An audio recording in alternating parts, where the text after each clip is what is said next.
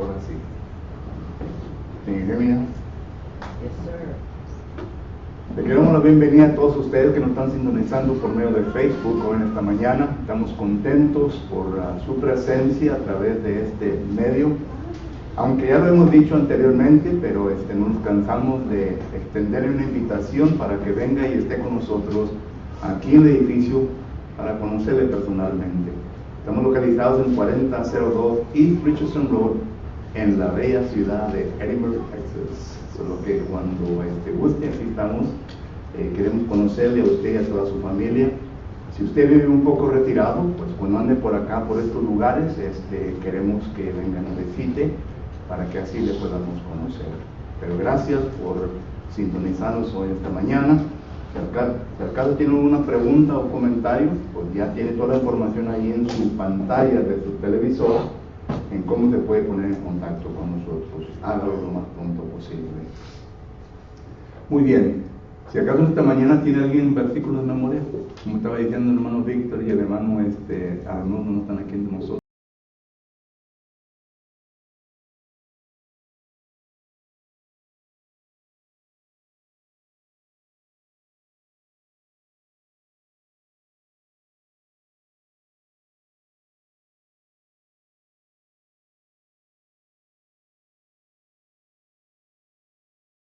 Estamos en el libro de Apocalipsis. Apocalipsis capítulo 7, vamos a empezar el capítulo 7. Y hoy vamos a tratar de ver del 1 al 8, si acaso podemos avanzar tanto así. Pero déjenme traerlos a donde estamos para el beneficio de ustedes, quienes quizás no estamos con nosotros estudiando el libro de Apocalipsis. Acabamos de ver los sellos. ¿Y qué tantos sellos vimos? 6 sellos, hermano. No tengan vergüenza, hermano, díganlo con los 2 pulmones. 6 sellos que estuvimos viendo en el capítulo 6. Y en estos 6 sellos se habla de los 4 caballos, ¿verdad? ¿A cuáles fueron los primeros? El primero, blanco. El segundo, bermejo, ¿verdad? Y el tercero, negro. Y el cuarto, amarillo. ¿Y qué representan los 4 caballos? Los jinetes y los 4 caballos, o el jinete y los 4 caballos. ¿Qué representan? El primero es Jesucristo, y da a entender que Jesucristo había de venir y promulgar la verdad, el Evangelio.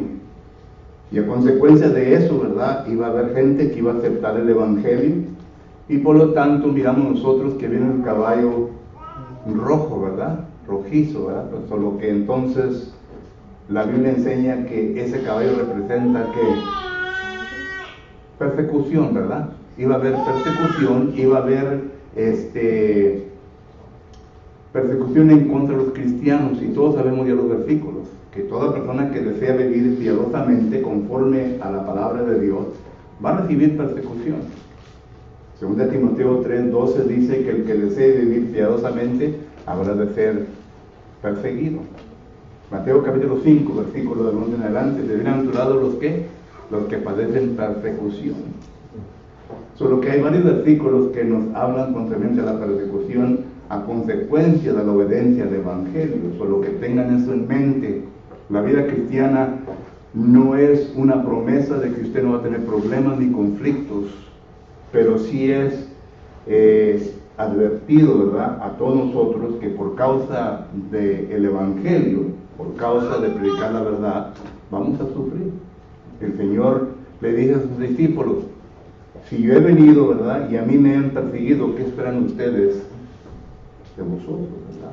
Juan capítulo 15, versículo 18. Solo que esperemos persecución. Y el tercer caballo, ¿el caballo qué? Negro, ¿qué representa? El caballo negro representa opresión. Y esto lo estamos viendo más hoy en día, ¿verdad, hermanos? Los cristianos como que ya somos una clase aparte. Ya se nos ven como algo de que, pues, no te conviertas al cristianismo. Hoy en día ya lo que está agarrando más y más fuerza es el LGBTQ+++. Y todos, el pecado está agarrando fuerza.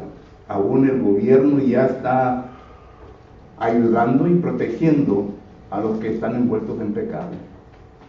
Lo que se va a poner un poco más difícil para el cristiano, quizás haya sufrimiento en el trabajo, quizás haya sufrimiento en relaciones que uno tiene con las personas de afuera, pero va a haber. Es lo que representa el caballo negro. ¿Y el caballo amarillo qué representa? La muerte. Bueno, representa persecución, pero ahora en contra que Roma, ¿verdad? Recuerden que Dios siempre ha dicho que cuando un pueblo, una nación pagana viene a oprimir al pueblo de Dios, van a sufrir las consecuencias. Y aunque Dios permite que el pueblo pagano venga en contra su pueblo, porque en ocasiones el pueblo de Dios no se comporta como debe de comportarse, y por lo tanto Dios entonces permite que vengan cosas a ocurrirle para que aprenda el pueblo de Dios. ¿Qué es lo que pasó con el pueblo de Israel? ¿Recuerdan? En el Antiguo Testamento, Israel se convirtió en un pueblo pagano. Comenzó a poner estatuas en Dan y en Betel. Y Jeroboam, el rey en aquel entonces, les dice: estos son sus dioses, a ellos adoren. ¿Y qué fue lo que pasó? En el año 721 envía a los asirios para que vengan a destruirlo completamente al pueblo de Israel. Dios permitió eso. Lea Segunda de Reyes capítulo 17 y ahí le dice toda la historia. Pero también viene Judá.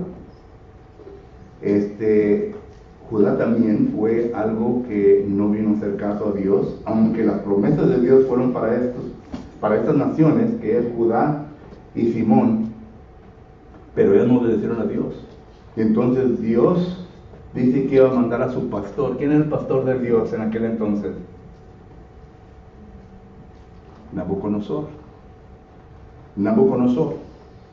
Jeremías capítulo 25 habla de que iba a enviar a Nabucodonosor para destruir a la nación de Judá. Hubo una invasión en el año 606, una en 597, una en 586. Total que fueron llevados a cautividad, porque no los destruyó porque Dios le había prometido a David. Pero fueron llevados a cautividad del año 606 al año 536. Solo que miramos nosotros que Dios permite esto a las naciones paganas. Después, en Isaías, miramos nosotros que hay profecía en contra de Babilonia por causa de lo que hizo con el pueblo de Dios, aunque Dios lo haya prometido. Solo que cuando vemos nosotros Apocalipsis, entonces miramos nosotros que en este momento de Apocalipsis hay persecución. Domiciano está persiguiendo a los cristianos. Empezó con Nerón, pero ahora Domiciano.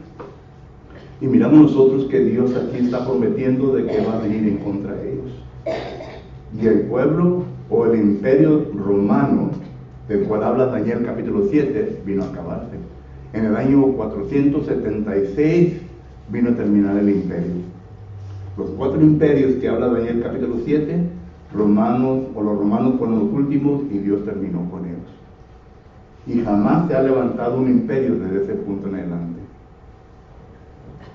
Lo que sí ha existido hasta este momento es la iglesia. Daniel capítulo 2 versículo 44 habla de 5 reinos, ¿verdad? Sí. No tengan miedo, hermano. Yo no les pasaba en la mañana, brother. Con confianza, sí, fueron 5 reinos. 4 de ellos fueron terrenales. El quinto no iba a tener ninguna relación humana, ¿verdad? Sino que iba a ser establecido por Dios. Eso se habla de la iglesia. Porque el versículo 45, 44 y 45 nos habla de eso. Y la iglesia sí permanece hoy en día. Es un imperio, y es un imperio mundial. Aunque en ocasiones, ¿verdad?, miramos que en Rusia, en China y todo eso, se tienen que reunir a las escondidas porque los gobiernos no lo permiten. Pero es un imperio mundial. Es un imperio mundial. Y dice Mateo capítulo 16 y versículo 18, ¿qué dice? De cierto digo que tú eres Pedro, y sobre esta roca edificaré mi iglesia, y las puertas del Hades no prevalecerán contra ella. Es decir, que no va a tener fin, no acaba. Entonces miramos nosotros, ¿verdad?, que el imperio que es, bueno, el reino, ¿verdad?, la iglesia, todavía permanece, y de eso es lo que estamos viendo. Entonces, las almas que están ahí en el altar le dicen a aquel que está en el trono: ¿hasta cuándo, Señor? Versículo 10. ¿Hasta cuándo permite? Estoy hablando Apocalipsis capítulo 6, versículo 10. ¿Hasta cuándo vas a permitir todo esto? Y note cómo termina el capítulo 6 con una pregunta. El capítulo 6 termina con una pregunta. Dice: ¿por qué? Porque el gran día de su ira ha llegado, ¿y quién podrá sostenerse en pie? Esa es la pregunta. Entonces ya hay un entreludio, ¿verdad? Un paréntesis en inglés, ¿verdad? En el capítulo 7. Y el capítulo 7, ¿verdad?, ya habla, bueno, ya contesta la pregunta del capítulo 6, que dice, ¿y quién podrá sostenerse en pie? ¿Quién podrá?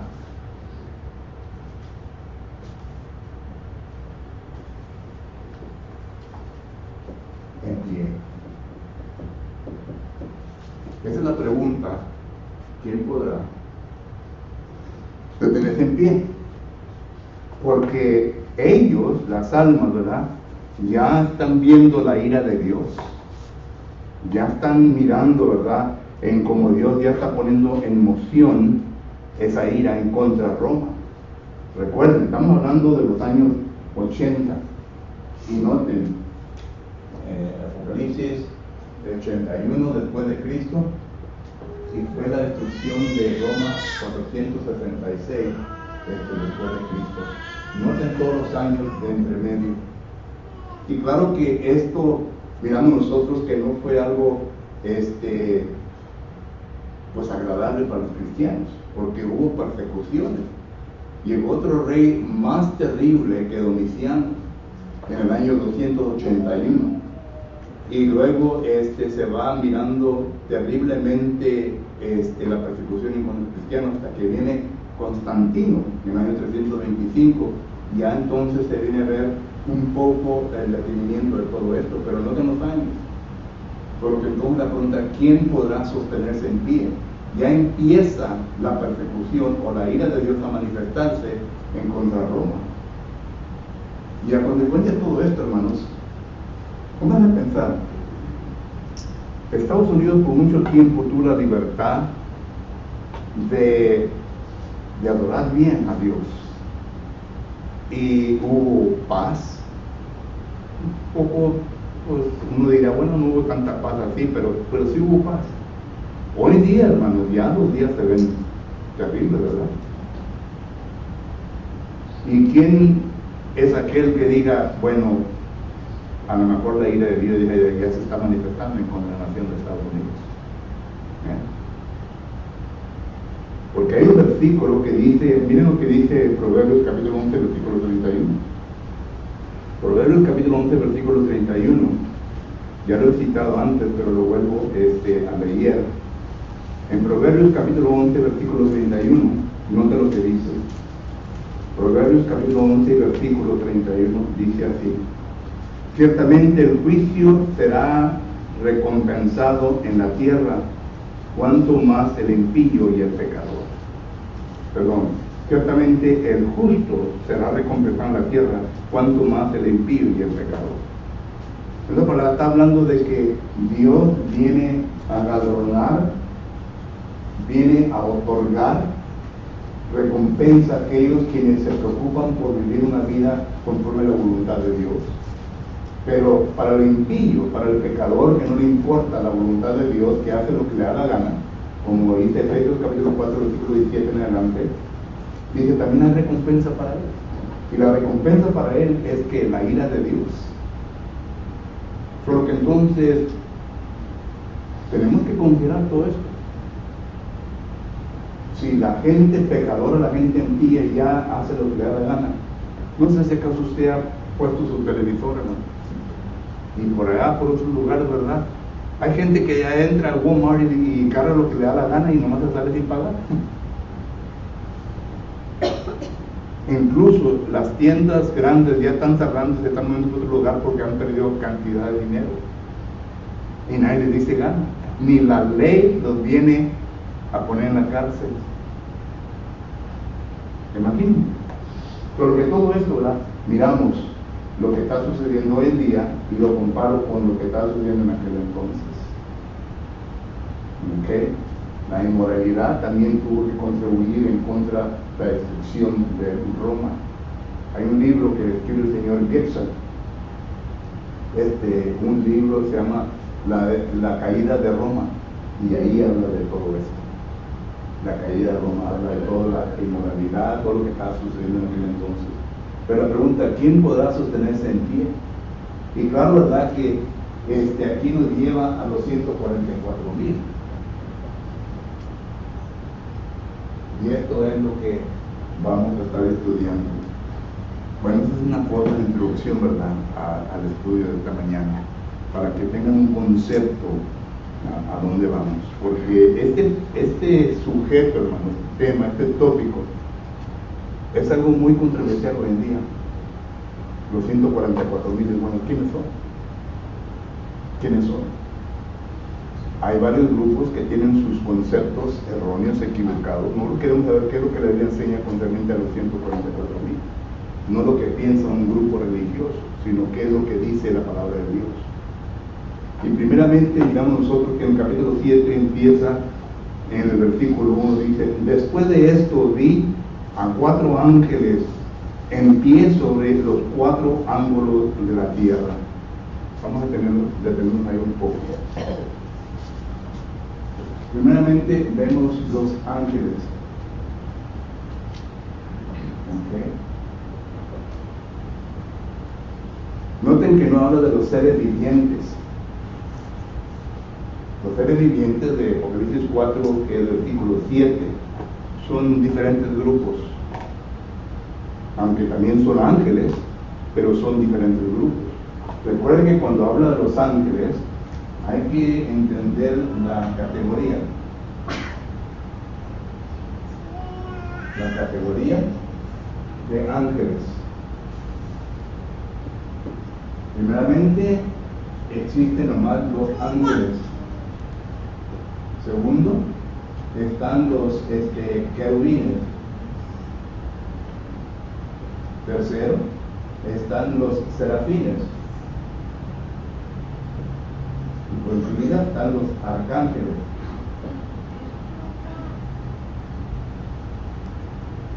¿Ok? Solo que según la palabra del Señor, y claro, ¿verdad?, que podemos poner acá, aunque Dios los ha creado, pero no están con Dios, existen los demonios. Para aquel que pregunte, bueno, ¿qué es los demonios? Los demonios son ángeles, ángeles caídos, dice la Biblia.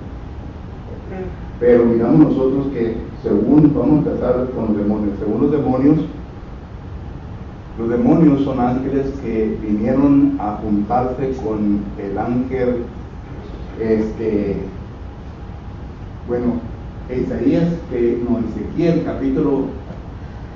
Ezequiel capítulo 28, noten en cómo se describe Satanás. Ezequiel capítulo 28 dice la palabra de Dios lo siguiente, y aquí está describiendo a Satanás. Ezequiel capítulo 28, versículo 14: tú, querubín grande. Solo que entonces Satanás era un querubín. Un querubín es aquel que estaba cerca de Dios, era protector de Dios. Bueno, ese es Satanás. Quiso, 1 Timoteo capítulo 3, versículo 6, usurpar la autoridad de Dios, ponerte en igualdad como Dios. Y noten que fue criado por Dios. Eso claramente lo entendemos, te vamos a ver pasajes de eso, ¿verdad? Pero es lo que hizo Satanás. pero Satanás es un ángel, un querubín. Y luego los demás ángeles, dice Apocalipsis capítulo 12, la tercera parte de los ángeles. Y recuerden que estamos hablando que de millares y millares, dice Hebreos capítulo 12. ¿De qué? De ángeles. Solo que entonces miramos nosotros que Satanás es un querubín, los demás demonios, bueno, esto son aparte, pero lo pongo aquí porque son categorías. Los querubines, los serafines y los arcángeles eran más los que iban adelante ejecutando guerra de Jehová Dios en contra de las naciones. ¿Recuerdan Daniel capítulo 10? Habla del arcángel Miguel. Le dice a Daniel, te dejo porque voy a hacer guerra en contra del príncipe de Persia. Hablan de un ángel. Son los guerreros. ¿Okay? Entonces los serafines, los querubines, ¿quién eran los que protegían el arca? Ahí está la presencia de Dios. ¿Los serafines? Los serafines eran protectores. Igual que los querubines eran los que iban y hacían mensaje por Dios. Los ángeles de la misma manera son mensajeros. Bueno, aquí en Apocalipsis capítulo 7 habla de 4 ángeles, simplemente de 4 ángeles. Y estos 4 ángeles, voy a poner aquí de vuelta ahora. Como digo, hermano, tengo mucho que decir, poco tiempo, solo que si escribo algo y quiero, tome una foto de él y después, o si no, vaya después a YouTube, ¿verdad? En Salmos, capítulo 148, versículos 5 y 6, ahí miramos nosotros en donde el texto nos está enseñando que Jehová Dios es el creador de los ángeles. Dios los ha creado y Dios les ha dado leyes, y esas leyes los ángeles tienen que estar sujetos. Eso quiere decir que existe la posibilidad de que ellos pueden pecar, ya como lo vemos con Satanás. Pueden pecar, fueron arrojados y ahorita están, según Pedro capítulo 2 versículo 4, están reservados en prisión de oscuridad para cuando llegue el día de juicio. Entonces ellos van a ser entregados al infierno. Apocalipsis capítulo 20 versículo 9 y 10, en donde dice que ahí va a estar Satanás, los ángeles, el falso profeta, etcétera, etcétera. Y claro, aquellos que no hicieron la voluntad de Dios. Mateo capítulo 25 versículo 41 y 46 habla de aquellos quienes no se comportaron bien, que también van a tener lugar con los ángeles y su demonio. Pero Dios, miramos que creó los ángeles. Y los ángeles entonces son ¿qué? Salmos 103, versículo 20, y Salmos 104, versículo 4. También podemos usar Hebreos capítulo 1, versículo 7. Son mensajeros de Dios. Son mensajeros.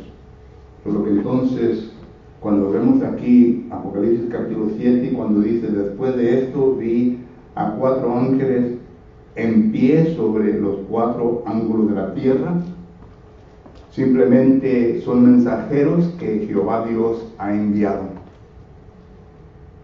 Noten, los 4 vientos de la tierra. Isaías capítulo 11, versículo 12, da a entender que son el norte, el sur, este, oeste. Es decir, cubre todo el mundo. Es lo que dice Isaías capítulo 11, versículo 12. Solo que entonces miramos que ya están listos, ¿verdad?, los ángeles, para venir y ejecutar la ira de Dios sobre la nación de Roma. Ya está listo para destruir poco a poco a Roma. Y miramos nosotros entonces que dice aquí que detienen 4 vientos de la tierra. Yo voy a traer con mis ojos, hermanos, solo que tengan los 4 ángulos, los 4 ángulos de la tierra, que detienen los 4 vientos de la tierra para que sople viento alguno sobre la tierra, para que no soplase viento alguno sobre la tierra, sino sobre el mar y ni sobre algún árbol. Fui para que me confundieran los ojos y me agarraron peor. Vieron lentes nuevos, pues se miran bonitos, pero no vieron nada.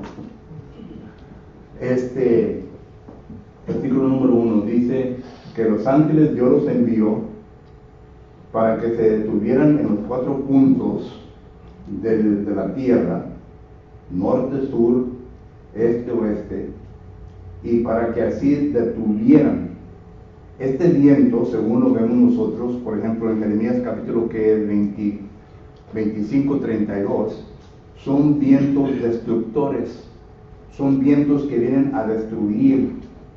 Cuando usted lee el Antiguo Testamento va a ver que los vientos de Jehová eran para destrucción. ¿Okay?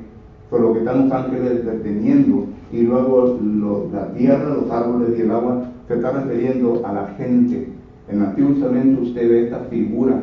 Recuerde que estamos estudiando el lenguaje figurativo, no es literal, sino que el lenguaje figurativo.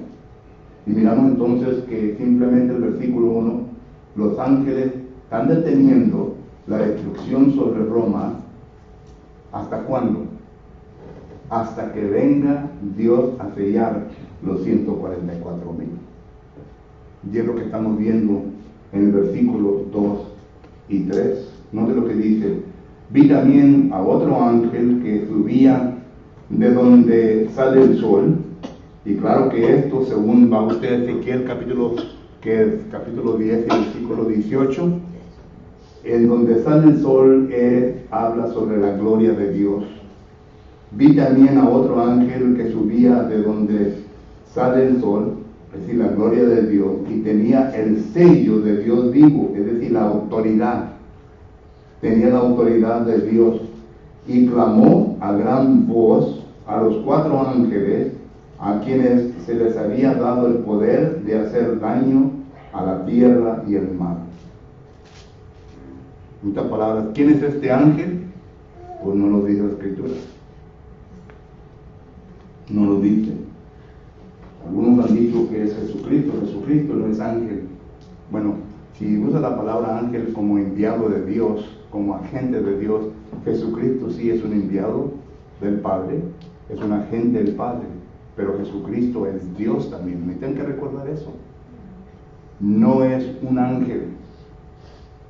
Hebreos capítulo 1, ahí el autor está describiendo a Jesucristo como superior a los ángeles. Superior a los ángeles. Jesucristo no es un ángel. Pero este es un ángel que viene con la autoridad de Dios para darle lugar a los 4 ángeles para que ellos vengan y dejen de que el viento venga a soplar. Versículo 3 diciendo: no hagáis daño a la tierra, ni al mar, ni a los árboles, hasta, y aquí está, que hayamos sellado en su frente a los siervos de nuestro Dios. Recuerden la pregunta: ¿quién podrá sostenerse en pie? ¿Recuerdan ustedes cuando leíamos el Antiguo Testamento y veíamos concerniente al pueblo de Judá? Como les dije, hubo 3 invasiones en el año 606, 597 y 586. Ya fue la última. Pero antes de que se viniera a destruir completamente, esto lo describe Ezequiel capítulo 9. Cuando usted lee Ezequiel capítulo 9, ahí está hablando también de un sello que iba a poner a aquellos. Ahí no se los nombra 144,000, sino que aquellos que iban a pasar por todo esto y iban a sobrevivir. Y ahí está hablando de los fieles. Noten la figura, es algo similar. Vino Babilonia en contra de los judíos, pero ciertos fueron salvos, que Dios permitió que ellos vinieran a pasar por todo esto y que no les aconteciera nada. Pero noten que antes de que esto sucediera, ¿fueron qué? Ezequiel capítulo 10, sellados, marcados en su frente. Ahora, claro que esto no es como una estampa, ¿verdad? Sino que es figurativo. ¿Cuál es el sello de nosotros los cristianos, hermanos? El Espíritu Santo. Cuando la persona es bautizada en las aguas del bautismo, ahí viene a ser sellado con el Espíritu Santo. Pero no miramos, ¿verdad?, que cuando se viene a levantar la persona que tiene el número 144, pero fue sellado, según como dice la Biblia, Efesios capítulo 1, versículo 13. Hemos sido sellados con el Espíritu Santo.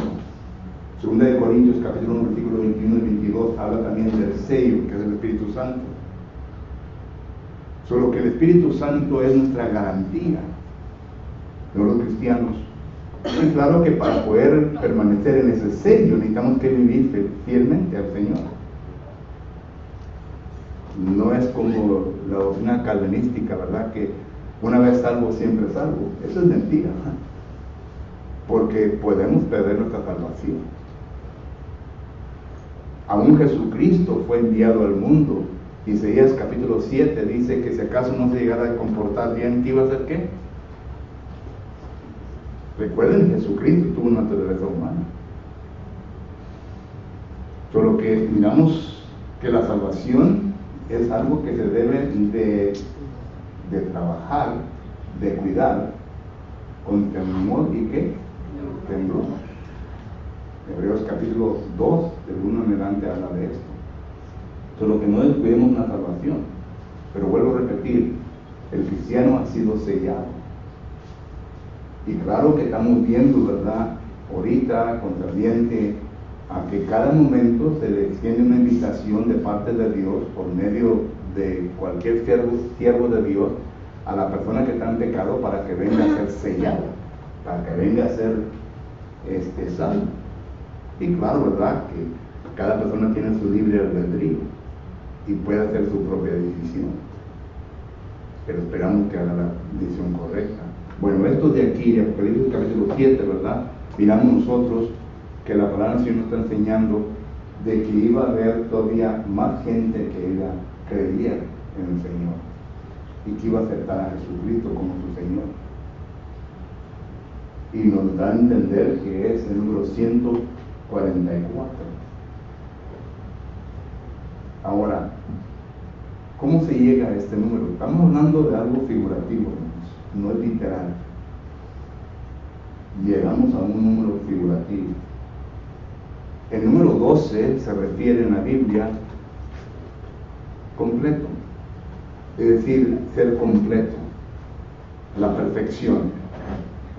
Entonces, cuando hablamos de 144,000 multiplicado por 1000, estamos hablando de un número perfecto, una compleción, ¿verdad?, perfecta de aquellos que serían salvos. Bueno, ya no me queda tiempo para elaborar este concepto. Lo voy a dejar en suspense. To be continued, como dice la televisión. ¿Tienen preguntas o comentarios de lo que hemos visto, no? Porque ya no me queda tiempo. Si comienzo esta explicación me va a llevar por unos 30 minutos. Pregunta o comentario. ¿Entendieron todo perfectamente o no entendieron? Porque me hicieron preguntas. Pero que gracias, hermano. Gracias por su tiempo. Vamos a tomar un receso, ¿verdad? Y luego entramos a nuestro servicio de oración esta mañana. Que Dios les bendiga. Gracias por su atención.